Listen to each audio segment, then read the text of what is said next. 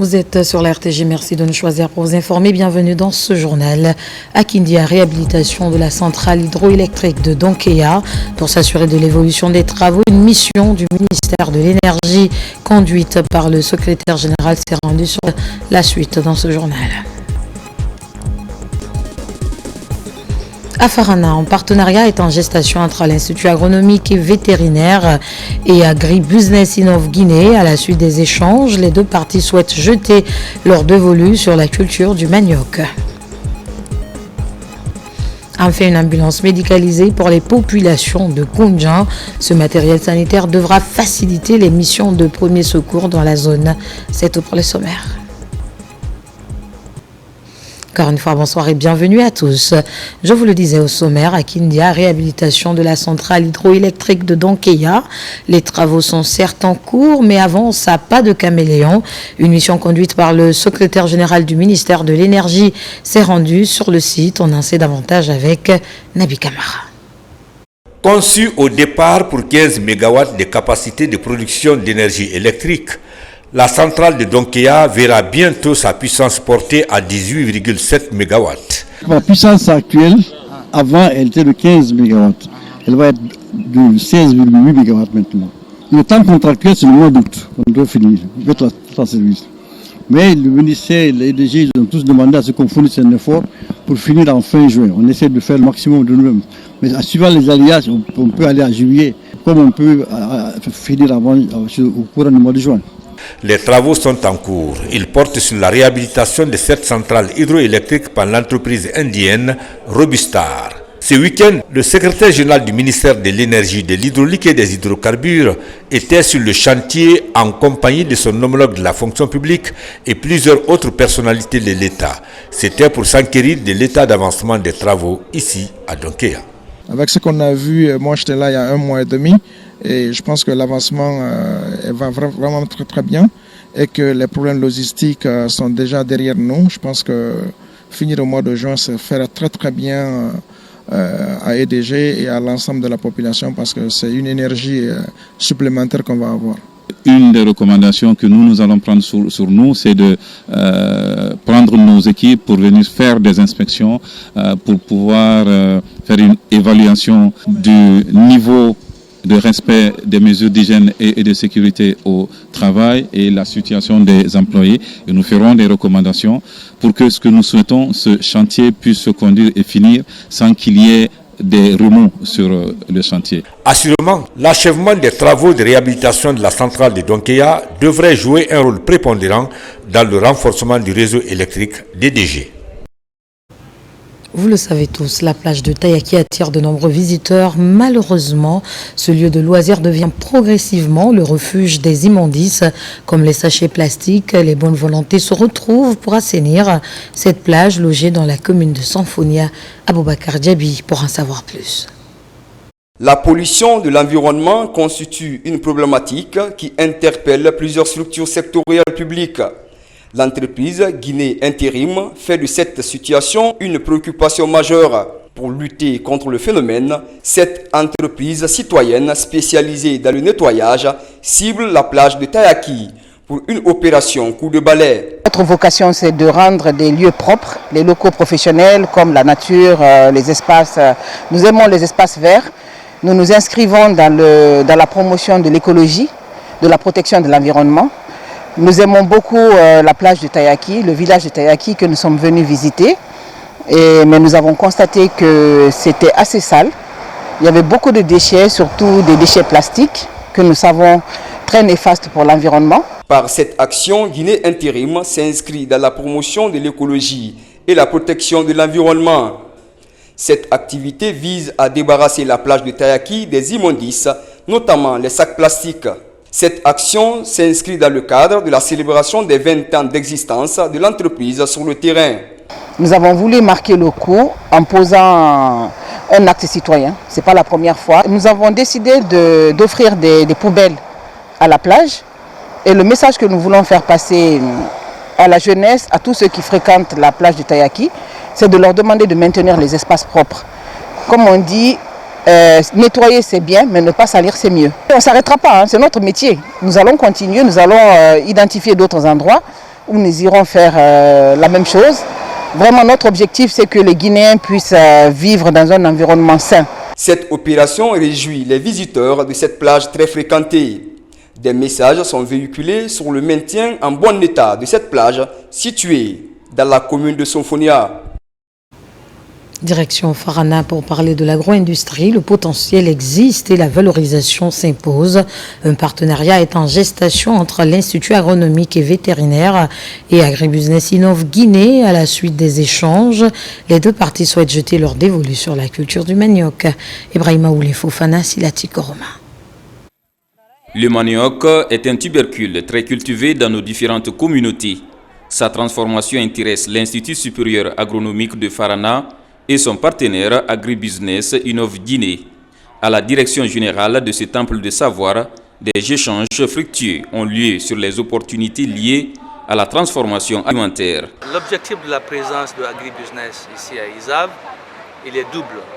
Premièrement, comment est-ce qu'on peut collaborer avec l'Institut agronomique et vétérinaire Valéry Giscard d'Estaing de Farana pour que les étudiants qui sont formés puissent être versés dans la vie professionnelle pratique. Ce qu'ils ont appris ici à l'Institut puisse les aider à s'intégrer dans le monde pratique et professionnel. Durant la rencontre, cette entreprise agricole et ses partenaires ont émis avec les autorités de l'ISAV de Farana de belles idées pour la lutte contre la faim. Ils veulent poser de nouvelles bases afin de renforcer les mécanismes liés au développement rural. L'arrivée des partenaires aussi aujourd'hui nous permet de leur faire connaître tout ce que nous pouvons faire dans le cadre de la recherche et dans le cadre de ce qu'ils veulent. Ici, nous leur avons ouvert la porte et nous leur avons montré ce que nous pouvons faire en agriculture, ce que nous pouvons faire en élevage, ce que nous pouvons faire dans l'agroforesterie et aussi dans les eaux et forêts. Les deux partenaires comptent désormais promouvoir les produits locaux en favorisant la formation et la création d'emplois pour les jeunes. Dans un autre registre, une mission de prospection se retrouve sur les différents ports minéraliers de Guinée. L'idée est d'informer l'ensemble des opérateurs miniers de l'existence désormais du bordereau électronique de suivi des cargaisons. N'est-ce pas, Abraham Christophe Kanté? C'est une mission conjointe de prospection dans les différents ports minéraliers de Guinée. Elle est initiée par le Conseil guinéen des chargeurs. À côté, le Bureau des évaluateurs de quantité et de la qualité des minerais à l'exportation. Première étape, la préfecture de Bofa. L'idée est de sensibiliser et d'informer tous les opérateurs miniers de l'existence du bordereau électronique, du suivi des cargaisons à l'import et à l'export. Dans nos différents échanges avec les différentes sociétés minières que nous avons rencontrées, et ça a été un échange très confortable parce que déjà ces acteurs-là ont accepté d'adhérer dans le cadre de la mise en place de ce document. Ils ont accepté parce que cet outil va aider l'État à tenir des statistiques.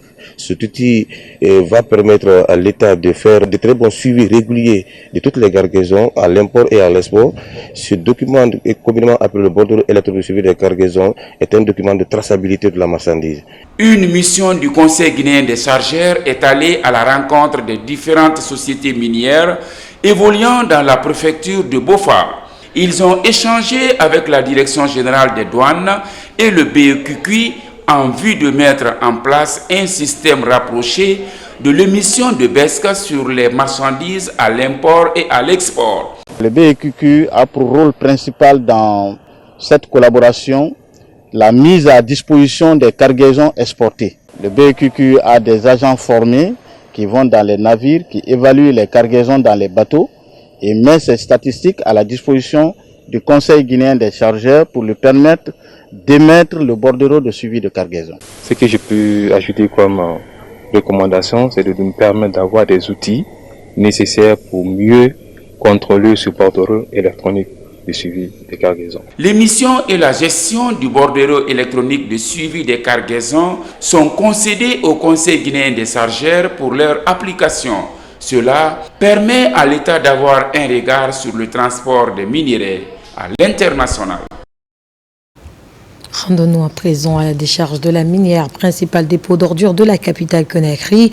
Depuis un bon moment, le site est envahi et surchargé. Les riverains sont exposés à de nombreuses maladies. Ils ont depuis plusieurs années tiré la sonnette d'alarme. Malheureusement, ils continuent à vivre avec des odeurs nauséabondes. C'est notre grand format de cet après-midi. Il est réalisé par Mamadou Alphabal Dessué. Elle fume jour et nuit, 24 heures sur 24 toute l'année. La grande décharge de la minière en plein cœur de Conakry est une montagne d'ordures qui a de plus en plus mal à cohabiter avec ses riverains. Avec la fumée là, vraiment ça nous fatigue vraiment. Chaque fois les voitures passent ici, ça nous fatigue. Vraiment, voilà. Ça, sans vous mentir, ça nous fatigue. Même la saison pluvieuse, ça nous fatigue. Tout le temps c'est comme ça. La fumée là, ça nous fatigue beaucoup. Parce que une fois déjà que nous passons, une fois que nous sommes en route pour aller à l'école, le fumée là ça nous dérange. De fois on est obligé à mettre des bavettes, tout et tout. Le flux des camions est incessant. Cette décharge, déjà en surchauffe, reçoit plus de 1200 tonnes d'ordures au quotidien. Une cadence qui dépasse largement les capacités de stockage du site. Une décharge qui a été ouverte dans les années 80 pour 500 000 habitants à Conakry se voit aujourd'hui convoitée pour collecter les déchets de plus de 2 millions d'habitants à Conakry et qui se trouve aujourd'hui au cœur de notre capitale. C'est important de rappeler à son ouverture, c'était sur 25 hectares. Aujourd'hui, compte tenu de l'agression des populations, nous sommes à peu près, nous avons une disponibilité de 5 hectares aujourd'hui qui permettent de régaler les déchets. Et il faut aussi rappeler que plus de 1200 tonnes de déchets rentrent tous les jours sur les 5 hectares. Donc ce qui veut dire qu'on a peu de surface pour une quantité importante de déchets qui rentrent. Habiter auprès d'une telle décharge n'est pas sans risque. Les formes de pollution sont nombreuses et les risques sanitaires réels. Les fumées émanent de la décharge continuellement. Donc là, les populations sont exposées aux effets néfastes de ces fumées. Par exemple, les maladies respiratoires, les maladies cancérigènes. Parce que, comme vous le savez, on en a toujours parlé, il y a les polluants organiques persistants, c'est-à-dire les dioxines et furans qui sont émanés à partir de ces fumées. Donc, les femmes qui allaitent les enfants sont exposés à cela. C'est pendant quand on parle des émanations de fumée. Et maintenant, si c'est pendant l'hivernage, ou même si ce n'est pas pendant l'hivernage, les lixiviats ne sont pas récupérés. Donc, ces lixiviats aussi qui ne sont pas traités. Il y a les puits qui avoisinent la décharge de la minière. Il y a une pollution verticale par rapport à la profondeur et une pollution horizontale. Donc là aussi, les eaux sont contaminées et là, je crois que c'est important de revoir tout ça, faire les analyses des puits pour voir s'il n'y a pas de coliformes fécaux parce qu'il y a les toilettes qui sont à côté. Je peux vous dire qu'il y a assez de risques par rapport à cette décharge. Aujourd'hui, la délocalisation du site est un impératif. La construction d'une nouvelle décharge est dans les tuyaux. Les études et le budget déjà finalisés. La solution alternative durable qu'on a trouvée, c'est de créer un centre d'enfouissement technique loin de la ville de Conakry, qui est à plus de 60 km de Conakry à Kouria. Donc le financement est entièrement mobilisé. Le projet, l'unité de gestion, la CSP, la cellule de suivi de gestion de projet, est mise en place. Les phases administratives de démarrage sont en cours. Il y a une assistance technique à maîtrise d'ouvrage qui est recrutée pour la construction de ce centre d'enfouissement technique. C'est important d'expliquer, un centre d'enfouissement technique, c'est quoi? C'est une installation de stockage de déchets qui respecte toutes les normes environnementales et sociales comme on le voit en Côte d'Ivoire, au Togo et ailleurs dans le monde. Donc ce financement est mobilisé, c'est financé conjointement par l'AFD, l'Agence française de développement et l'Union européenne. En attendant la mise en service de la décharge de Kouria, celle de la minière devra encore servir de principale banque d'ordures pour la capitale, au moins pour les 2 prochaines années. Nous poursuivons cette édition. La délégation du Fonds monétaire international a reçu au ministère de l'économie et des finances une occasion pour le ministre de présenter la note sur le récent progrès économique de la Guinée. Les négociations se poursuivent également. Elles pourront déboucher sur un nouveau programme économique et financier avec la facilité élargie de crédit. Mamadi Gassama. La Guinée, dans la perspective d'un nouveau programme économique et financier appuyé par la facilité élargie de crédit. Pour y parvenir, elle est appelée à répondre à un certain nombre d'actions préalables, d'où cette rencontre de négociations avec les autorités guinéennes et la mission du Fonds monétaire international. C'est le troisième programme économique et financier que la Guinée ambitionne mettre en place. Ça augure des perspectives. Ça donne déjà la crédibilité, ça rassure parce que c'est la ligne, c'est la trajectoire de l'autorité de Guinée, le président, qui veut de la transparence, de la redevabilité et de la discipline dans la gestion des deniers publics. D'autres points liés à la revue de la facilité de crédit rapide concernant l'appui du FMI au titre de l'incendie du dépôt pétrolier de Kaloum sont aussi à l'ordre du jour. L'objectif de ces missions, c'est de faire le pilotage de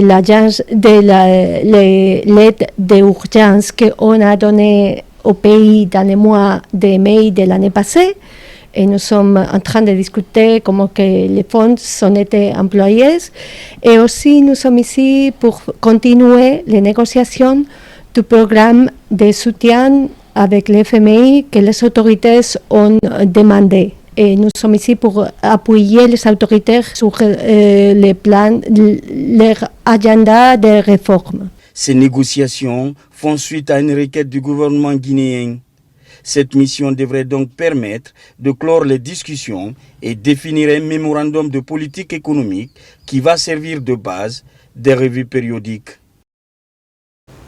À Mandiana, précisément dans la commune rurale de Koundian, une ambulance médicalisée est désormais disponible grâce au fils ressortissant de la contrée de Sakodougou. Ce matériel sanitaire devra faciliter les missions de premier secours dans la zone, un appui pour les formations sanitaires et services d'incendie. Diamankaba. À Mandiana, la contrée de Sakodougou a désormais une ambulance médicalisée.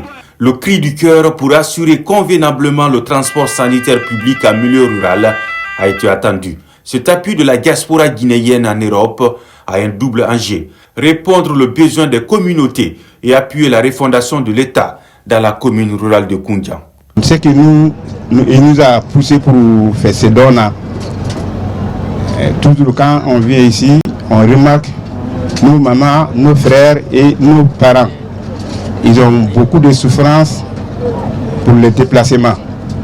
Surtout les femmes qui sont en état de famille. Je tiens à saluer solennellement cette initiative des braves fils et filles de Koundian qui se sont mobilisés pour répondre aux besoins de leur communauté. Votre générosité et votre dévouement sont des exemples à suivre.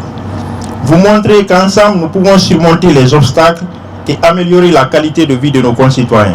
Son arrivée est une aubaine pour la population afin de faciliter l'évacuation sanitaire vers les grandes villes. L'ambulance de secours et de soins d'urgence de Koundian priorise surtout les femmes enceintes pour une chaîne d'intervention plus rapide et sécurisée vers des formations sanitaires de référence. Quand elles sont en état de famille, c'est tout à fait un calvaire pour se rendre à Mandiana pour des consultations et accouchements. Avec l'arrivée de notre ambulance, au nom de toutes les femmes de Sakodougou, nous disons merci aux donateurs. Ce don va nous servir à beaucoup de choses. À un moment donné, nos mamans, nos sœurs, nos parents, nos patients étaient fatigués. S'il s'agit de les différer à Kanga ou à Mandiana, tout ça fait des problèmes. Et Dieu merci, on va utiliser ces bijoux à bon escient. À Koundian, vaincre les inégalités d'accès aux soins est un combat au quotidien. La finition de ce centre de santé amélioré, une autre doléance pour faciliter l'offre médicale et de premier secours au sein des 27 districts. Entrepreneuriat féminin en 3 mois ont suffi pour le programme Femmes Actives Wonkeli pour dérouler son agenda. Le contenu de cette première édition est rappelé des acquis mis à la connaissance du département de la promotion féminine et des partenaires. Marie-Angélique Bangora, reportage. C'est un programme dédié à la femme guinéenne, surtout celle qui évolue dans l'entrepreneuriat. À l'espace de 3 semaines, l'ONG Ella Consulting a pu mettre près de 30 femmes dans son programme de coaching, de mentoring et de formation, et chacune dans son domaine respectif. Ce programme dénommé Femmes Actives Wonkeli entend aider ces femmes à exceller dans leur secteur. Les formations ont été très enrichissantes parce qu'on a appris pas mal de choses. Moi, il y avait beaucoup de choses qui me manquaient, mais à travers cette formation, on a eu beaucoup d'expérience. On nous a appris comment entreprendre, comment avoir l'esprit du leadership. Également, on a appris comment faire un business plan, comment se tenir devant le jury. On a fait des formations en art oratoire, comment se formaliser. On a appris pas mal de choses et l'aventure était vraiment merveilleuse. Des panels sur le cheminement vers l'entrepreneuriat et les moyens d'obtention des subventions étaient au cœur de ces échanges.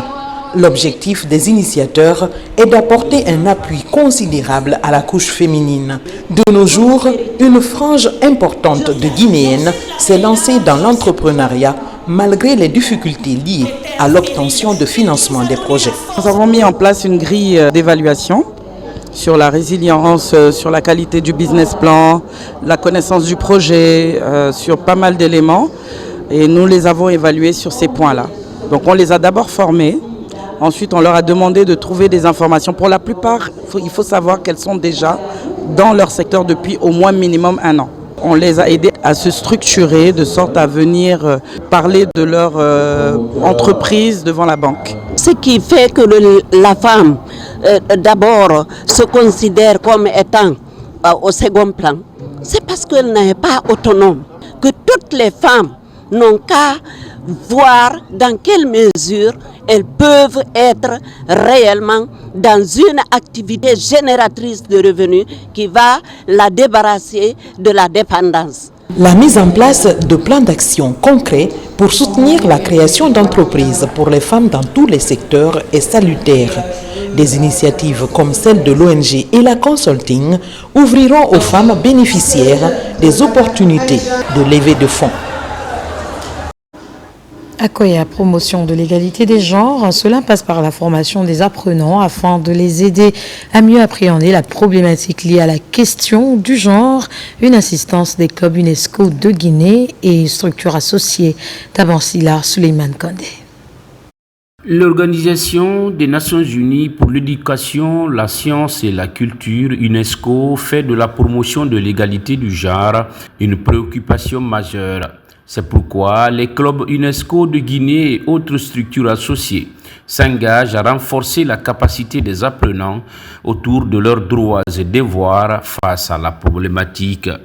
L'un des mécanismes de cette promotion de l'égalité des genres, c'est justement le renforcement des capacités. C'est la conscientisation, c'est la sensibilisation, c'est l'éducation. Auprès des clubs et écoles associées, l'institution s'engage en faveur de l'égalité des genres en tant que question de droits humains et condition préalable au développement durable centré sur les personnes. L'une des priorités de l'UNESCO, c'est l'égalité des genres. Et les clubs UNESCO, les écoles associées, les chaires UNESCO, les villes apprenantes, les commissions nationales s'appuient sur ces structures pour la promotion des idéaux de l'UNESCO. L'idée de telles formations dans les concessions scolaires est de permettre aux apprenants de mieux connaître leurs droits et devoirs, les missions de l'UNESCO, les objectifs de l'institution. Le gouvernement a pris toutes les dispositions justement pour lutter contre les inégalités, déjà entre l'homme et la femme. C'est l'équité maintenant, au niveau du gouvernement, au sein même du gouvernement. Donc cela prouve à suffisance que nous sommes en train vraiment de lutter contre l'inégalité.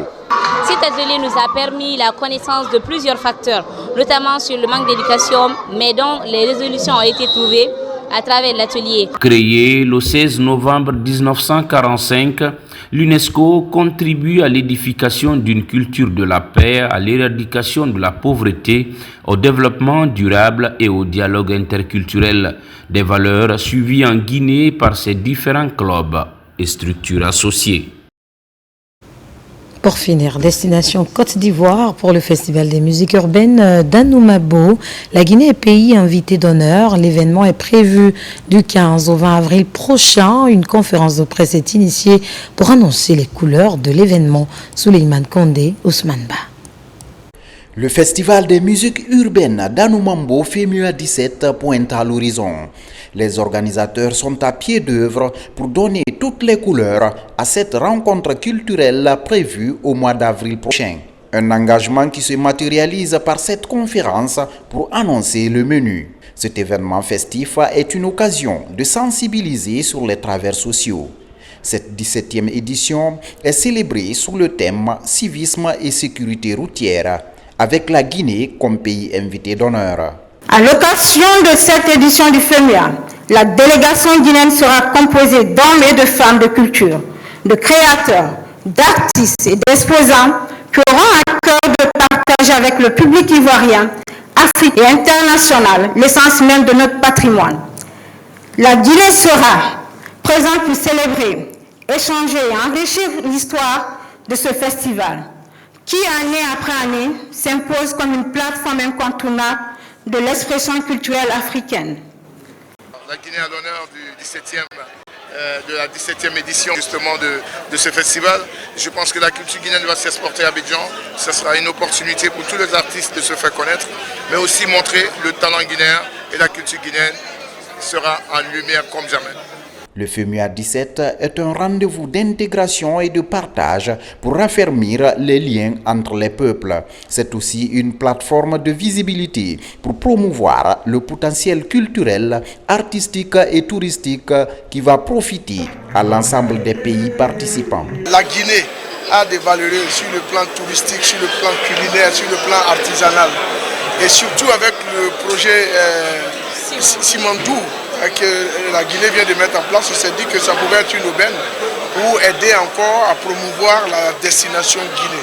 Le Festival des musiques urbaines d'Anoumabo FEMUA 17, c'est du 15 au 20 avril prochain à Abidjan. C'est la fin de ce journal. Merci de nous avoir choisis pour vous informer. L'actualité se poursuit sur nos antennes. Bonsoir.